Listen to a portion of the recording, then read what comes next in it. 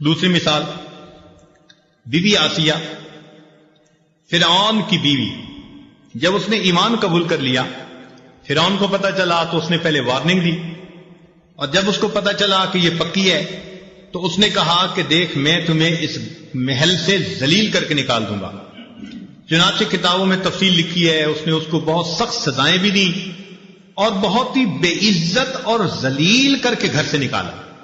عورت کے لیے گھر سے اس کو دھکا دے دیا جانا، اس سے بڑی سزا کوئی نہیں ہوتی۔ اس کو گھر والی کہتے ہیں نا، اور جب گھر والی کو بے گھر کر دیا جائے تو یہ اس کی زندگی کا سب سے بڑا صدمہ ہوتا ہے۔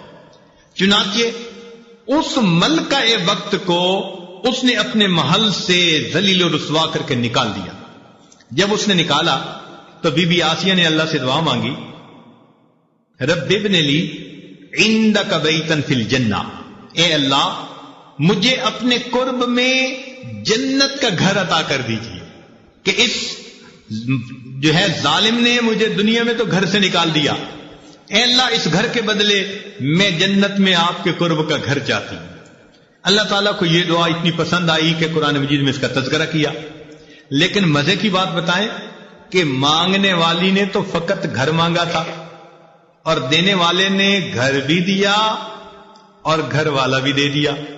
چنانچہ روح المعانی تفسیر میں لکھی ہے کہ جب خدیجہ کبریٰ رضی اللہ عنہا کی وفات ہونے لگی تو نبی علیہ السلام نے فرمایا کہ خدیجہ جب جنت میں جانا تو میری بیویوں کو سلام کہنا۔ تو وہ بڑی حیران، اے اللہ کے نبی صلی اللہ علیہ وسلم میں دنیا میں آپ کی پہلی بیوی ہوں، جنت میں آپ کی بیویاں کون؟ تو نبی علیہ السلام نے فرمایا کہ اللہ تعالیٰ نے بی بی مریم اور آسیہ کو جنت میں میری بیویوں میں شمار فرما لیا۔ سبحان اللہ، مانگنے والی نے گھر مانگا تھا، دینے والے کی دین کتنی بڑی ہے، اللہ تعالیٰ اس کو اپنے محبوب جیسا خامد عطا فرما دیتا۔ سیدنا عمر رضی اللہ عنہ مکہ مکرمہ سے مدینہ